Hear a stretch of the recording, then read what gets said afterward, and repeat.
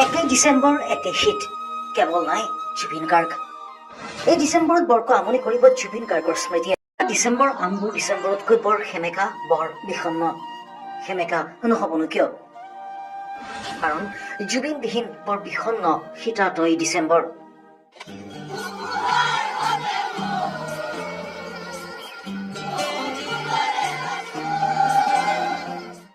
ডিচেম্বৰ মানে সৰণিৰ মিঠা দস্তাবেজ, পুৱাৰ কেঁচা ৰ'দ, সোনকালে আবেলি হোৱা চুটি চুটি দিনবোৰ, সন্ধিয়াৰ আড্ডা, বন্ধুসকলৰ সৈতে প্ৰীতি ভোজ, পিকনিক, লগতে আহিবলগীয়া মাঘৰ মিঠা মিঠা বাহনি। ডিচেম্বৰৰ পুৱা গধূলি ৰজন জনাই থাকে জুবিন গাৰ্গৰ গীতসমূহ। সেই সময় আছিল সোণোৱালী। ডিচেম্বৰ মানে আছিল জুবিন গাৰ্গৰ নতুন নতুন কেছেট সংগ্ৰহ কৰাৰ সময়। ডিচেম্বৰতে পথাৰত ল'ৰাহঁতৰ ক্ৰিকেট আৰু দূৰৰ পৰা ভাহি অহা জুবিন গাৰ্গৰ কণ্ঠ। এই ডিচেম্বৰতে বজাৰলৈ আহিছিল জুবিন গাৰ্গৰ জোনবাই, অঞ্জনা, নাহৰ। এই অহা প্ৰতিটো ডিচেম্বৰ জীপাল কৰি ৰাখিছিল হিয়াৰ আমঠু জুবিন গাৰ্গে।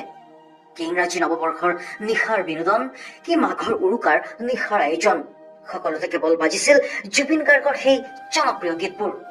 কৰবাত যদি ৰুমালৰ হাই হাই মাৰি দিলা, কৰবাত আকৌ অঞ্জনাৰ কোনে মোলে ঘূৰি চালে, কৰবাত আকৌ নাহৰ, কৰবাত আকৌ ভাওনাতেই ভীমৰে ভাও দি ভাগৰি। বৰত সেমেকা চকুৰে অসমবাসীয়ে গাব লাগিব মায়াবিনী ৰাতিৰ বুকুত।